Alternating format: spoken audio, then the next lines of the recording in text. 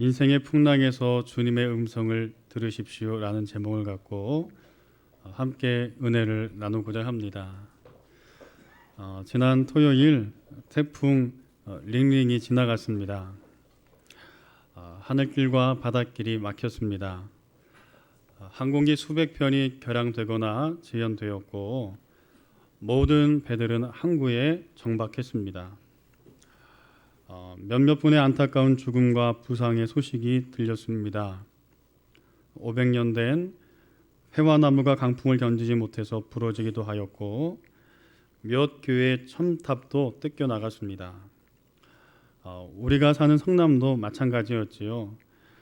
도로는 떨어진 나뭇잎들로 가득했고 일부의 간판은 위태롭게 매달렸습니다. 경찰들이 출동해서 그 일로 행인들을 보호하기도 했습니다. 이와 같이 갑작스러운 태풍이 부는 것처럼 우리의 인생을 돌아보면 갑작스럽게 다가왔던 태풍들이 있습니다. 그리고 더불어서 오늘 이 시간에도 때론 우리 삶에 태풍과 같은 상황을 만날 수도 있습니다. 살아가면서 어떤 문제가 우리 가운데 있나요? 자녀들의 문제나 또 건강의 문제들, 안심하고 평안하게 기다렸는데 다가오는 사업의 문제들, 또 생각지도 않은 마음의 깊은 이 슬픔과 아픔들, 이와 같은 것들이 태풍처럼 우리 자신을 휘몰아칠 때가 있습니다. 그러나 여러분 기억합시다.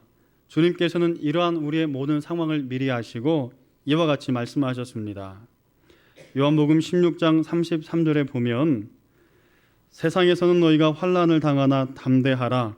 내가 세상을 이기었노라. 성도의 소망은 이 험한 순례길을 잘 마치고 평안과 안식을 누리는 것입니다. 그러한 우리를 향하여 오늘의 말씀은 태풍 속에서도 평안을 누릴 수 있다고 약속하고 있습니다. 이것을 너희에게 이르는 것은 너희로 내 안에서 평안을 누리게 하려 함이라. 세상에서는 너희가 환난을 당하나 담대하라. 내가 세상을 이기었노라.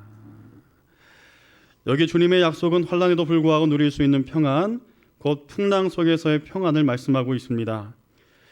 이것을 사도 바울이 본문에서 경험하고 있는데 오늘 사도 바울은 재판장에 고소되었고 이 일로 말미암아 로마로 죄수의 신분으로 후송되어지게 됩니다. 사도행전 27장의 내용은 사도 바울이 배를 타고 로마까지 항해하고 후송되는 과정을 담고 있습니다. 처음에는 아데라 무테노라는 작은 조각배로 몇 항구를 지났습니다. 그런데 지중해를 건너기 위해서는 큰 배가 필요했고 백부장은 사도 바울과 함께 알렉산드리아에서 온 무역선을 타고 로마로 향합니다. 때로 이 시대의 무역선은 죄수를 후송하는 수단이 되기도 했습니다. 후송하는 이 순간부터 이 배의 선장은 선주나 선장이 아니라 군대를 관할하는 군인이 지휘권을 행사하게 됩니다. 오늘 본문의 백부장이 이 배를 통제합니다. 그런데 어떤 이유인지 몰라도 배가 더디가기 시작했습니다. 사도 바울은 오랜 세월 전도 여행을 통해서 많은 백기를 여행해 보았기에 위험을 예감하고 백부장에게 올라가지 말 것을, 항구에 정박해 있을 것을 요청합니다. 10절에 보면 말하되 여러분이여 내가 보니 이 항해가 화물과 배만 아니라 우리의 생명에도 타격과 많은 손해를 끼치리라 하되. 그러한 사도 바울의 외침은 공허한 메아리가 되었습니다. 백부장은 선장과 선원의 말을 들을 뿐 바울의 이야기에는 귀를 기울이지 않았습니다. 선장의 주장처럼 배는 순항했습니다. 13절에 보면 남풍이 순하게 불었다고 이야기합니다. 그런데 그도 잠시 갑자기 태풍이 불기 시작합니다. 유라굴로라는 태풍이 바울이 타고 있는 배를 덮치고 말았습니다. 태풍이 얼마나 심했는지 20절을 보면 잘 나와 있는데 우리 같이 한번 한 목소리로 읽어보겠습니다. 여러 날 동안 해도 별도 보이지 아니하고 큰 풍랑이 그대로 있음에 구원의 여망마저 없어졌더라. 아멘. 태풍의 위력이 얼마나 대단한지 여러 날 동안 이 태풍 속에 꼼짝없이 바울이 탄 배가 갇히고 말았습니다. 게다가 옛날의 해양 기술이라고 하면 지금처럼 GPS나 전자기기가 있는 것이 아니기에 해와 달을 보아야 방향을 잡을 수가 있습니다. 그러나 태풍으로 인하여서 어디가 동쪽인지 어디가 남쪽인지 어느 곳으로 가야 하는지 그들은 알 수가 없었습니다.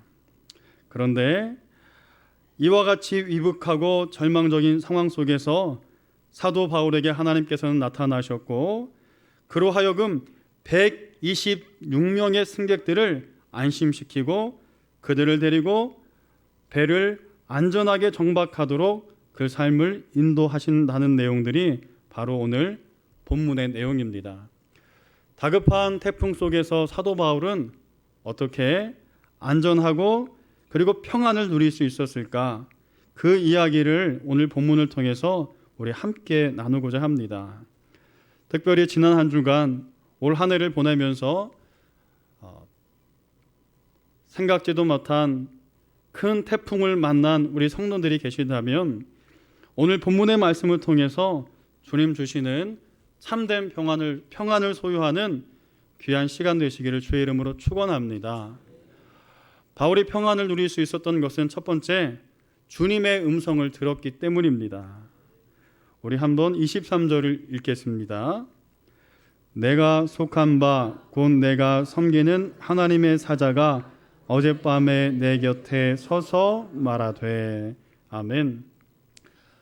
바울이 평안을 누릴 수 있었던 중요한 원인은 사도 바울은 주님의 음성을 듣고 있었습니다.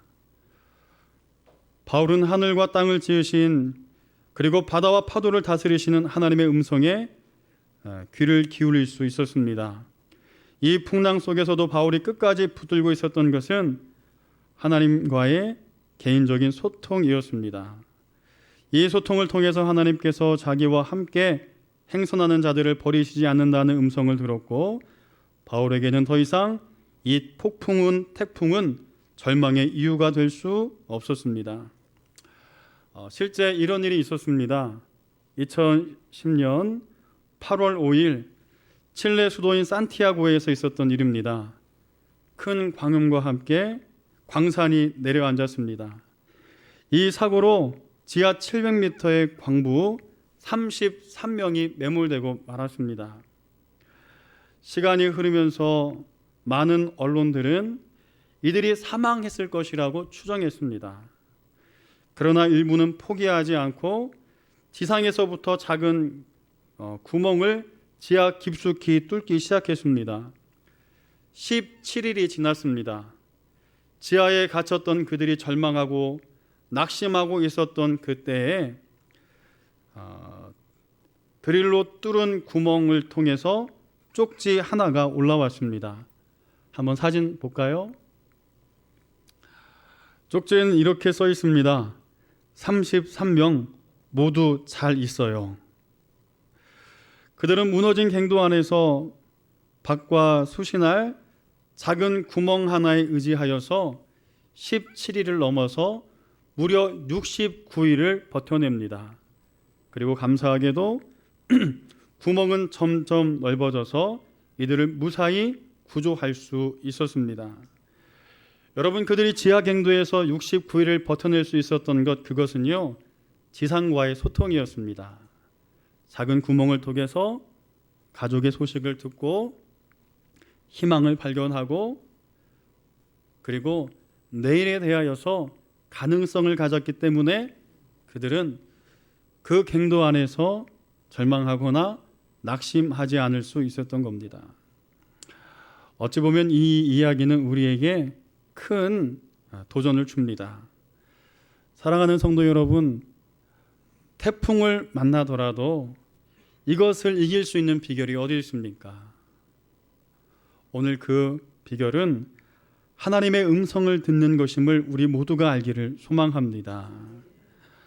오늘 한 주간 우리가 어떻게 살아왔든, 우리 삶에 어떤 태풍이 불었든, 우리가 기도의 생명줄을 놓지 않는다면 우리는 소망을 품을 수 있습니다. 주님의 말씀하심과 우리의 뜻하심이 우리 안에 역사함을 발견할 수 있고, 이 풍랑이 도리어 우리의 간증이 되도록 하나님께서는 기도를 통하여 변화시켜 가실 줄로 믿습니다. 삶의 문제로, 삶의 태풍과 같은 어려움으로 기도하는 성도들이 있다면 이 한 주간, 아니 이 예배 시간 하나님 앞에 더 깊이 기도함으로 주님과 교제하고 소통하는 모든 성도 되시기를 주의 이름으로 축원합니다. 풍랑 중에서도 평안하려면 두 번째로는 인생의 사명을 발견해야 합니다. 우리 24절의 말씀을 읽어보겠습니다. 바울아, 두려워하지 말라. 내가 가이사 앞에 서야 하겠고 또 하나님께서 너와 함께 항해하는 자를 다 내게 주셨다 하였으니. 아멘. 바울아, 두려워하지 말아라. 하나님의 사자를 통하여 바울에게 말씀하십니다. 그리고 내가 가이사 앞에 서야 하겠고 또 하나님께서 너와 함께 항해하는 자를 다 내게 주셨다. 이곳에서 두 가지의 사명을 발견할 수가 있습니다. 첫 번째 사명은 우리가 잘 알고 있는 것처럼 복음을 들고 예루살렘을 지나 사도 바울은 로마까지 가야 하는 사명이 그에게 있습니다. 주님께서는 사도 바울 곁에 계시며 몇 번을 이렇게 말씀하셨습니다. 사도행전 23장에 보면 동일한 말씀이 이렇게 나와 있습니다. 사도행전 23장 11절에 보면 그날 밤에 주께서 바울 곁에 서서 이르시되 담대하라. 내가 예루살렘에서 나의 일을 증언한 것 같이 로마에서도 증언하야 하리라. 사도 바울은 선교의 사명이 있었습니다. 뿐만 아니라 두 번째 사명을 주시는데 그 사명은 무엇이냐면 너와 함께하는 자를 다 내게 주셨다. 그들의 안전을 사도 바울의 손에 맡겼다고 주님께서 말씀하십니다. 이 두 가지 사명을 사도 바울은 발견했고 이 사명이 있는 한 결코 나는 쓰러지지 않고 그리고 사명 속에서 넘어지지 않는다는 것을 그는 깨달았습니다. 그리고 담대했습니다. 하나님께서 함께 하실 것을 믿었습니다. 어떤 고난이 와도 하나님께서 나를 붙드셔서 로마로 보내실 것이다. 나를 통하여 이 배에 벗어난 선원들을 반드시 구원하실 것이라는 확신과 믿음이 그의 안에 싹트기 시작했습니다. 사랑하는 성도 여러분, 어떤 태풍을 만나셨나요? 어떤 성도님께서는 너무나 속상한 이야기를 듣고는 삶에 큰 어려움을 당하시고는 차마 길을 걷지 못할 정도로 땅이 일렁이는 경험을 하신 성도님들도 계시고 어떤 성도님들은 지난 한 주간 나눌 수 없을 만큼 큰 사고와 위험 속에 있었던 성도님들도 계십니다. 더불어 건강의 어려움이나 삶의 여러 가지 문제들, 그리고 마음속에 깊은 상처와 화병들, 이루 말할 수 없는 위험 속에 우리가 노출되고 살아갑니다. 그러나 우리 모두 기억하시길 바랍니다. 사명이 있는 자는 쓰러지지 않습니다. 성경에 보면 우리가 잘 알고 있는 요셉이라는 인물이 있습니다. 그가 얼마나 많은 고난을 받았나요? 형제들에게 팔리기도 했습니다. 보디발의 집에 가서 성실에 애쓰고 수고한 덕분에 살만 했는데 그만 보디발의 아내의 모함으로 왕의 깊은 감옥에 갇히고 말았습니다. 왕의 감옥에 갇혔다는 말은 곧 죽음을 의미합니다. 그러나 그러한 깊은 절망, 태풍 속에서도 요셉은 쓰러지거나 넘어지지 않았습니다. 그를 보호하신 하나님께서 요셉을 통하여 이루실 하나님의 사명이 있었기 때문인 줄로 믿습니다. 사랑하는 성도 여러분, 기도합시다. 기도를 통하여 여러분들을 향한 하나님의 사명을 발견하시길 바랍니다. 그리고 그 사명이 끝마치기까지 하나님께서는 결코 우리를 놓지 않으실 줄로 믿습니다. 사도 바울이 그것을 알았어요. 태풍 중에서도 그것에 주목했습니다. 태풍이 아무리 휘몰아쳐도 배가 파손할 위기 속에서도 하나님께서 주신 나의 사명이 있다. 이 사명이 끝날 때까지는 나는 결코 죽지 않는다. 죽을 수 없다 하는 마음으로 배에서 담대하게 하나님의 말씀을 선포합니다. 이 선포 속에 하나님께서 역사하시고 사도 바울의 삶을 풍랑 속에서 안전하도록 보호하신 줄로 믿습니다. 풍랑 속에서 사도 바울이 어떻게 평안을 누릴 수 있었을까? 그 세 번째는요, 한번 따라하기 원하는데요, 하나님을 신뢰합시다. 하나님을 신뢰하는 여러분 되기를 주의 이름으로 축원합니다. 주님은 완전하십니다. 주님은 실수가 없으신 분이십니다. 사도 바울의 삶을 어떻게 인도할까요? 25절을 같이 한번 읽어보겠습니다. 25절. 그러므로 여러분이여 안심하라. 나는 내게 말씀하신 그대로 되리라고 하나님을 믿노라. 아멘. 여러분, 사도 바울이 분명히 이야기했습니다. 이 섬에서 떠나면 위험합니다. 그러나 백부장은요, 사도 바울의 말을 듣지 않고 선장과 선원들의 말을 들었습니다. 배는 출항했고, 그리고 지중해 한가운데에서 유라굴로라는 광풍을 만나게 됐습니다. 모두가 허둥대고 절망했던 그 순간 사도 바울은 담대히 그들 앞에서 선포합니다. 내가 너희를 권하노니 이제는 안심하라. 너희 중 아무도 생명에는 아무런 손상이 없겠고 오직 배뿐이라. 여러분이여 안심하십시오. 나는 내게 말씀하신 그대로 되리라고 하나님을 믿습니다. 사도 바울이 이와 같이 말한 순간 이 배의 선장은 하나님이 되셨습니다. 그 전까지는 사도 바울의 이야기에 귀를 기울이지 않던 사람들이 사도 바울의 이야기에 귀를 기울이기 시작하고, 사도 바울이 말하니 먹기를 시작하고, 사도 바울이 명령하니 배에 남아져 있는 음식과 모든 것들을 버리기 시작합니다. 배는 파손되어지는 상황 속에서 가벼워졌고, 그리고 가벼워진 배는 멜리데 섬에 도착하게 됩니다.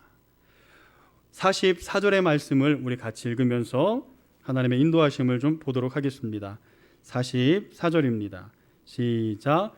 그 남은 사람들은 널조각 혹은 배 물건을 의지하여 나가게 하니 마침내 사람들이 다 상륙하여 구조되니라.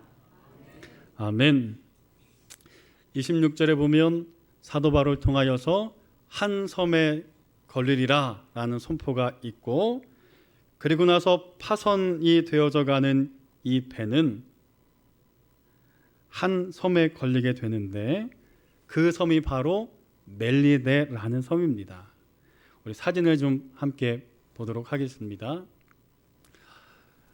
배가 이제 항구를 출발하고 그리고 나서 그레데를 지나서 한참을 올라가는데 지중해 한가운데에서 파손되어지는 상황을 만나게 됩니다.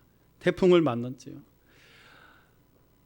방향도 모르고 그저 일렁이는 파도 속에서 이리저리 흔들리면서 떠내려갑니다.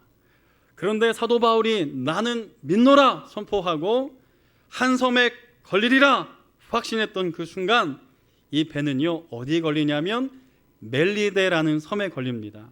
화면 이쪽에 보이시지요? 우리로 말하면 제주도, 그리고 제주도 끝에 뭐가 있지요? 마라도 있지 않습니까?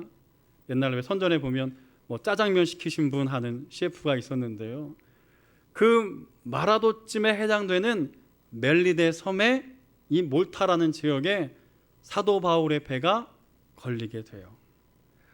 사도 바울의 말에 따라서 배 안에 있는 음식과 모든 것들을 다 내어 버렸고 배는 이 멜리데의 암초들을 피해서 무사히 섬 가까이 도착을 합니다. 그리고는 배에서 뛰어내리고 널판지를 붙들고 그리고는 모든 276명이 무사히 이 섬에 도착하게 됩니다. 만약에 이 섬에 도착하지 않았다면 어떻게 됐을까요? 멜리데 섬을 지나서 아마도 아프리카 지역으로 이 배는 흘러가고 말았을 것입니다. 음식도 이미 다 버렸습니다. 먹을 것이 없습니다. 여전히 태풍은 치는 가운데 아마도 이 배는 아프리카에 도착하기 전에 파손하기 쉽습니다. 그러나 하나님께서는 기가 막힌 상황을 만들어 주시고 또 바람으로 밀어 주셔서 이탈리아 로마 끝자락 마지막 남은 섬 멜리데에 안전하도록 이 배가 도착하도록 붙들어 주신 줄로 믿습니다. 사랑하는 성도 여러분, 우연인가요? 어쩌다 생긴 일입니까? 그렇지 않지요. 나는 믿노라 선포했던 사도 바울의 음성 속에 하나님께서 함께 하셨기 때문에 가능한 일인 줄로 믿습니다. 어떤 태풍이 여러분 가운데 불고 계십니까? 무엇 때문에 두려워하고 계십니까? 무엇 때문에 놀라고 계십니까? 무엇 때문에 오늘도 신음하고 기도하고 계십니까? 하나님 앞에 오늘도 사도 바울처럼 우리 모두는 붙잡힌 인생입니다. 그러니 두려워하지 말기를 바랍니다. 안심하기를 바랍니다. 사도 바울이 사명이 있기에 멜리데 섬에 무사히 도착한 것처럼 오늘도 하나님께서는 우리의 길을 인도하십니다. 자동차에 보면 여러분 내비게이션이 다 달려 있습니다. 이 내비게이션은 참 착합니다. 틀리면 틀리는 대로 또 길을 가르쳐 줍니다. 화를 내는 적이 단 한 번도 없습니다. 때로는 시험 삼아 일부러 틀려도 그때도 여지없이 가야 할 방향과 길을 알려주는 것이 내비게이션이지요.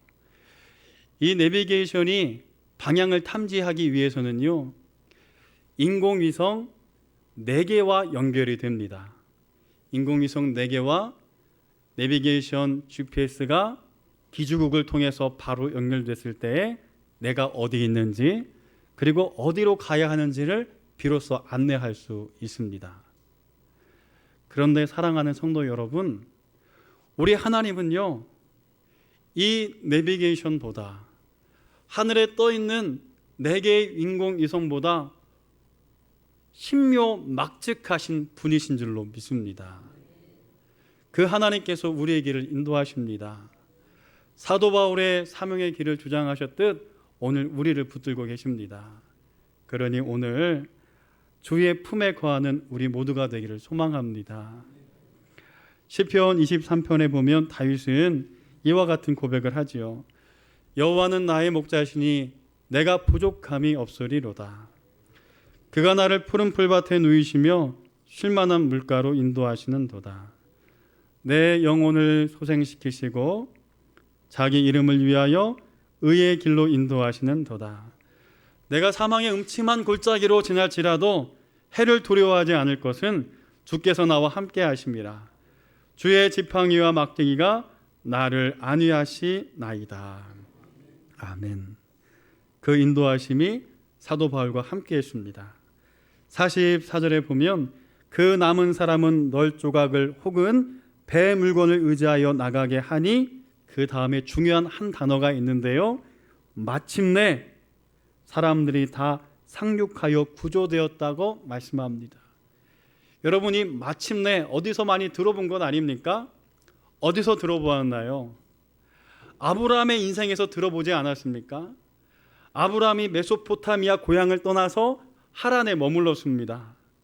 그 하란에 머물렀을 때 하나님께서 다시 한번 아브라함에게 말씀하셨고, 그리고 그 말씀에 순종한 아브라함과 조카 롯은 마침내 가나안 땅에 들어갔다고 성경은 이야기합니다. 여러분, 이 마침내는요, 아브라함의 열심과 마침내가 아닙니다. 이 마침내의 주인은 누군가요? 하나님이세요. 하나님의 열심과 사랑과 인도하심이 마침내 가나안 땅에 아브라함을 들어가게 하셨습니다. 오늘 본문도 마찬가지입니다. 사도 바울의 지혜나 경험과 힘이 아닙니다. 하나님의 마침내가 배에 있는 모든 사람 그리고 사도 바울을 구원한 줄로 믿습니다. 그렇다면 이 마침내가 우리와 함께함을 믿으시기를 바랍니다. 하나님의 음성을 듣기를 소망합니다. 기도하시기를 소망합니다. 사명을 발견하시기를 소망합니다. 그러면 마침내 잔잔한 안전한 바다로 태풍을 피하여 우리의 삶을 인도하시는 하나님을 경험케 하실 줄로 믿습니다. 기도하겠습니다. 살아 역사하시는 아버지 하나님, 오늘도 마침내 우리의 삶의 자리를 여기까지 인도하시는 하나님의 선한 손길이 우리와 함께 하시는 줄로 믿습니다. 우리가 살아가면서 만나는 태풍과 같은 상황들이 있습니다. 우리의 힘과 능력과 의지로 하나님 이길 수 없는 이러한 상황, 사도 바울과 함께 하셔서 마침내 이기게 하신 것처럼 오늘 예배하는 모든 성도들이 마침내 승리할 수 있도록 역사하여 주옵소서. 모든 것 하나님 앞에 의지하며 예수님의 이름으로 기도드립니다.